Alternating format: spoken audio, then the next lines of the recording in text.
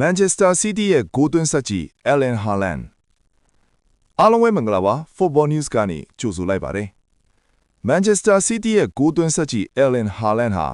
2022ခုနှစ်ဇူလိုင်လမှာ Man City ကိုစတင်ရောက်ရှိလာကြတဲ့ကပြိုင်ပွဲစုံမှာ hat-trick 12ကြိမ်အထိသွင်းယူပေးချနိုင်ခဲ့ပြီးဒီပမာဏဟာဥရောပထိပ်တန်းလိ9ခုမှာကစားနေကြတဲ့ဘဲကစားသမားထံမဆိုပိုများတဲ့စံချိန်တင်အရေးအတွက်ဖြစ်တယ်လို့မနေ့ညကပွဲစဉ်မှာလည်းသူ့ရဲ့ပြိုင်ဘက်ကင်းတဲ့ဂိုးသွင်းစလိုက်ရည်ကိုထပ်မံပြသရင်းအသင်းအတွက်ရေးပါတဲ့ hat-trick တစ်ခုကိုထပ်မံသွင်းယူပေးနိုင်ခဲ့တာကြောင့်ဒါဟာ Man City ပရိသတ်တွေအတွက်တော့တကယ်ကိုရင်ခုန်စိတ်လှုပ်ရှားစရာအခိုက်အတန့်တစ်ခုဖြစ်ထည့်ရပါတယ်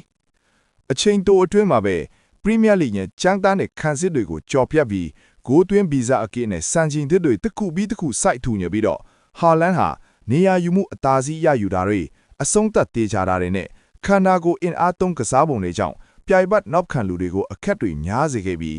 ဒီ hat-trick တွေကြောင့်ပဲသူဟာဥရောပရဲ့အကောင်းဆုံးတိုက်စစ်မှုဆိုတာကိုတန်တရားဖြစ်စရာမလိုအောင်တတ်သိပြဟေပြန်ပါတယ်